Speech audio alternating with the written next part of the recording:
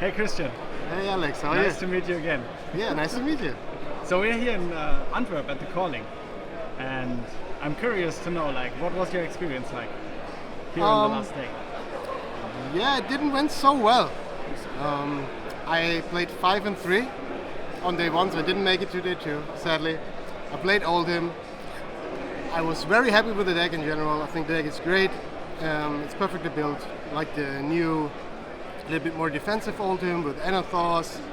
And you can also fatigue Lexi, for example, but it can be very aggressive, like Bravo style with Enothos and go again attacks. I think it's really great. It's a little bit worse against some fringe decks, I would say, but against the top tier meta decks, it's really, really good. Like, I feel like I'm good into Romai with this deck. I'm like 50-50 in the mirror at least. If someone plays the old list, you're very favored in a mirror match. And you can also fatigue Lexi, which the old version wasn't really capable of the mid-range versions. So against the top decks, I think you're very good position playing Oldham. So I would play the deck again. It just didn't went my way this weekend on day 1, so it's fine. I have a good time here. You have? So yeah. What do you like about the event? Well, first of all, there are lots of people here. I don't know, I think it was close to 700 people playing the calling. A lot of people playing side events, so it seems like the game is doing well. It's booming here in Europe, like the event's getting larger and larger. And I think it's a good sign for the game to continue. Yeah. So yeah, I think it's a good outcome. And I'm happy that it's doing so well, especially in Europe. So you're here again with Matze. Yes, I'm here with the whole crew, like my whole local crew, my local game store where I play Armory every 2 weeks. That's basically all the Flash metal I play. I play the professional events like Pro Tour and Worlds, or callings when they're near. But I play one Armory every 2 weeks at my local store, and before the Armory we go to eat at a Korean restaurant. Oh. Yeah. So that's every second Tuesday. So that's a great thing, and I really like all the people playing at the local store. We are all friends, and we traveled here together. So yeah, having a great time. So when you're speaking of locals, like maybe some viewers don't really know, where are you from in Germany? Oh, I'm talking about Mannheim. Yeah, the Mannheim community. Yeah. The store is called Wizardswell in Mannheim. It's our local store. We're not a big group of people, but usually we're like 8 people playing the Armory. But it's always fun. So last year we both traveled together and yes. saw New York. New York, yeah. Yeah, we had an amazing time there. It was great, wasn't it? It was awesome. Yeah, I really. You went there a second time even. You liked it so much. You went there a second time. That's right. Yeah. We were even at the rooftop bar where we sat and. The rooftop bar was amazing. I was flashed. Like when you walk out the door and you see like all the city lights. It was really something. Yes, it was beautiful. Yeah, I liked it. I remember we were sitting there and we're getting to know each other a little bit more. I mean, we were getting to know at the ProQuest before, but yeah, we had a little deeper conversation there. You were telling me what you did in Magic and what your experience there was like. Maybe you can tell me a little bit more on camera about it. So, with you flying around the world and being the last person to enter, I think it was what was the name called in Magic? What do you mean specifically? So there was a group of people that could enter in Magic, the pro players. Oh, you mean the Magic Pro League, the MPL? Yeah, that's right. Yeah, that one. Oh, yeah, like that was, I mean, people who are into Magic probably know this already, but yeah, like the journey, the MPL journey was like, that was really something. I was grinding pro points back in the days. Like there was this pro level, like gold, silver, platinum and so forth. And platinum was like the best of the best. Yes. Like you got some money to enter events and you got paid flights and stuff. and only the best players reach platinum, and it was so fucking hard to get there. It was really, really tough. And I had a huge start of the year, top 8ing a PT and a Grand Prix, and I just tried to get to gold. And yeah, in the end, I finished platinum, which was absolutely amazing. And on top of that, then the MPL started because like the online client, and yeah, they wanted to get this esports thing going. And I was under the top, I don't know how many it was, top 28, top 32 players in the world from pro points. Yeah. And these players got invited into the Magic Pro League, which was a big thing because you got paid lots of money to even play in this program. Yeah. And on top of that, we got streaming contracts to stream on Twitch.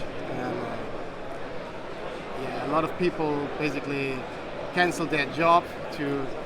That's what they also wanted. Like, we just play Magic professionally. Yes. It was a huge thing. And yeah, I was flashed when I heard the news, and it was a really interesting time. A lot of stress, very stressful time, to be honest, because you had to perform to stay in the league. And when you're used to winning, and suddenly you only play against the best players in the world, like the top 32 players in the world, you're not always winning, I can tell you that. There are some losses in there. Yes. But it's fun. And yeah, now I found another game I really enjoy in Flesh and Blood. Yeah. So after this stressful years, I basically try to only do what I enjoy doing. And right now I'm enjoying Flesh and Blood, and that's a good thing for me. Maybe I enjoy Magic again next year, who knows? Yeah. I just do what I enjoy. Definitely a good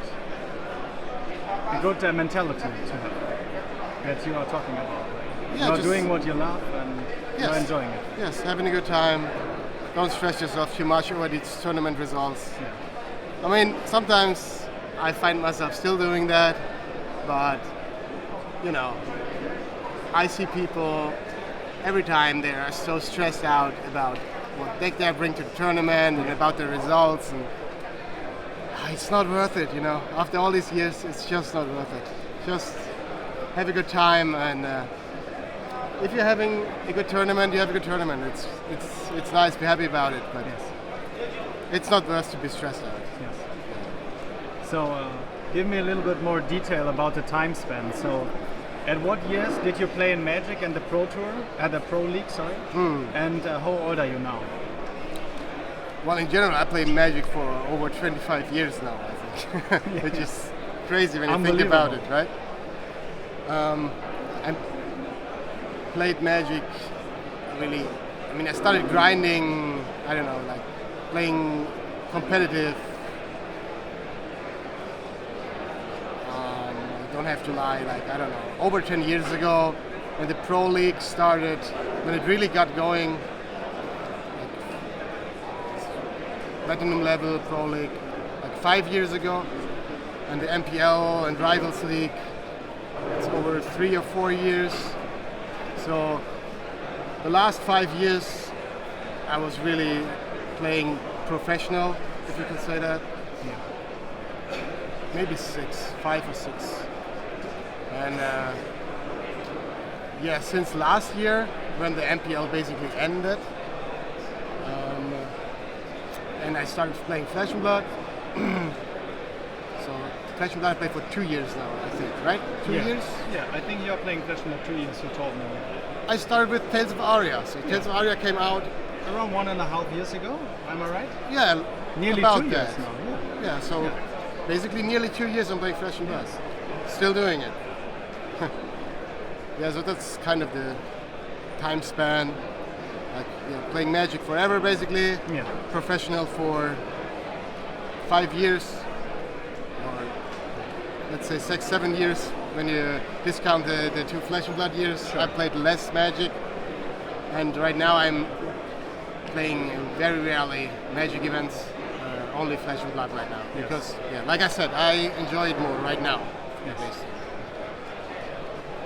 And coming back to your Flesh and Blood experience, like we were together at the Pro Tour, Yes. and like how did things go at the Pro Tour for you and the team?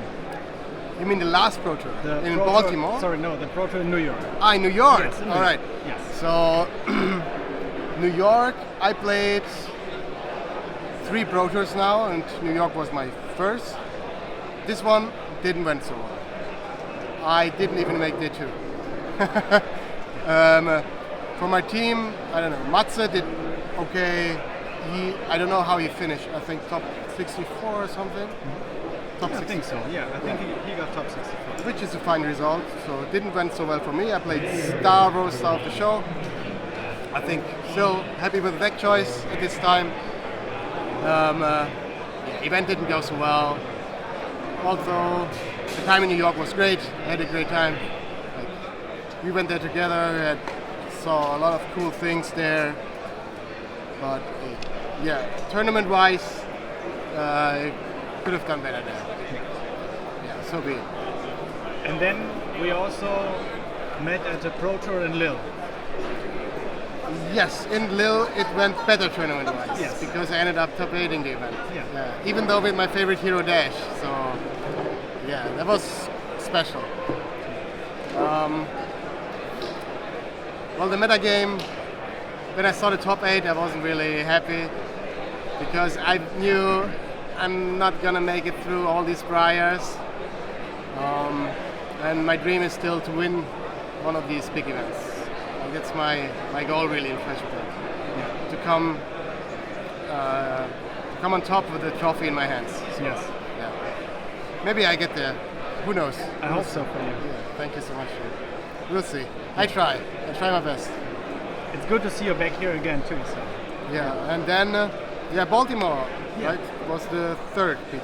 But before Baltimore, actually, in the last year you announced on Twitter that you won't play the biggest Flesh and Blood event yet. So the last World Championship, the first one ever to held in the Flesh and Blood, you decided to skip this. To skip it, to not play it. Yes. Which came to a surprise to a lot of people. For me too. But for me personally, it was the right decision because I really, how do you say it? I don't know.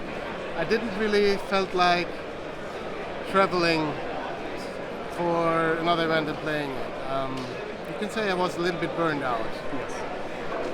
And I could force myself to go there. I was qualified, right? So Yeah. why not play the World Championship? There's a lot of money on the line, a lot of prestige, and a lot of people really dream of playing in there. And I was qualified and didn't go. But I don't know. Like I said, I didn't want to stress myself out anymore. I do what I love, what I enjoy, and what I feel at the time is right for me. And at that time, I didn't feel like traveling. I didn't want to. I had to force myself to go there and play and prepare for the event, and I just didn't feel it at the time. So I was like, all right, just don't play, skip it. It's not a big deal. Like there are more events coming. There's the next Pro Tour, there's the next World Championship, and even though I'm qualified, if I don't feel like playing, I don't play. As easy as that. And recover a little bit, right? Do some Great other to see. things. You know, I worked on my garden. I did a lot of garden work, and it was Wow. really relaxing for me. Yeah. Really chill. Or play some other games, whatever you feel like doing. And and I don't know.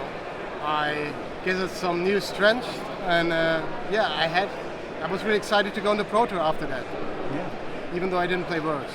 So sometimes take a short break is a good thing, I think. Yes.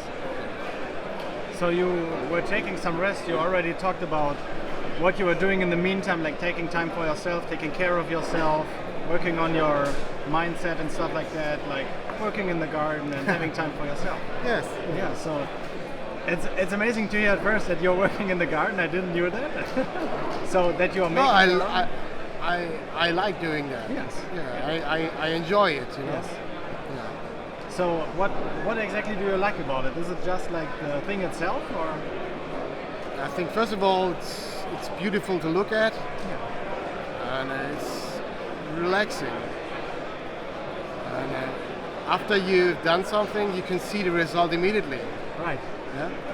If you mow the garden, you see immediately what you've done. Yes. If you plant some flowers, and they are, and you see them, especially now, I don't know. It's just some kind of relaxing thing to do. Even if the weather is nice, of course. Sure. Do you have like a favorite plant or something? Not really. I wouldn't say so. I have to think about it. Never thought about it. Maybe next time when you ask me, I can tell you one. All right. I ask you next time for sure. Yeah. So now this time you're back to playing Flesh and Blood, like in Pro to Baltimore, and also here at the Calling in Antwerp. And yeah, what are you thinking about the future in this year? So especially for like Worlds coming to Europe this year. Oh, I'm excited. I can tell you. Yeah, I will play Worlds this year, and I'm excited it's in Europe because I don't have to fly all these miles. I mean, I travel a lot, even to the States, and I used to travel a lot to the States, but I don't enjoy flying long distances. Yes. So I'm happy it's in Europe this year. I would also be excited for an Asia, a big event in Asia, in Japan, or I don't know where it could be. I love Japan. I love South Korea. I'm a big fan. You know, I'm watching a lot of K-drama, and I love the food in Japan and Korea. So that would be nice as well. But obviously, I'm excited for Europe, and I'm looking forward to it. So, last question that I want to ask you is, you already talked about a little bit burning out on TCGs, and especially on Flesh and Blood and Magic. But for anyone that is watching and feeling like burning out on playing these games, what would you suggest or tell those people? Well, don't force yourself to anything. Take a step back, do something else, relax, and you will find the fun again in the game. You know, it's really, if you want to do well, in my opinion, it's really, really important that you have fun doing it. Because if you don't have fun doing it, you can't do the intense work to get to the top. Because you have to really sink deep into it. Yeah. And if you have to force yourself to do so, like maybe you can do it. You can do so 1 week or 2 weeks, but it's just it will not work out in the end. So take a step back, do something else, enjoy life, whatever is right for you. You know, everyone else has their own thing, and. And then you will find the fun again in the game, and then just come back and play once you have fun again. As easy as that. It sounds like an obvious thing, but I know a lot of TCG players are really deep into the game, and they play even though they don't feel like, because like, they want to achieve something and they want to get there, and you know, if you don't have fun, take a step back, as easy as that. And come back stronger. Right? That's right. All right, Christian, thank you so much for having this conversation with me on camera. Yeah, always nice to talk to you, Alex. Thank you so much, and see you the next time. Yeah, see you next time. Thank you.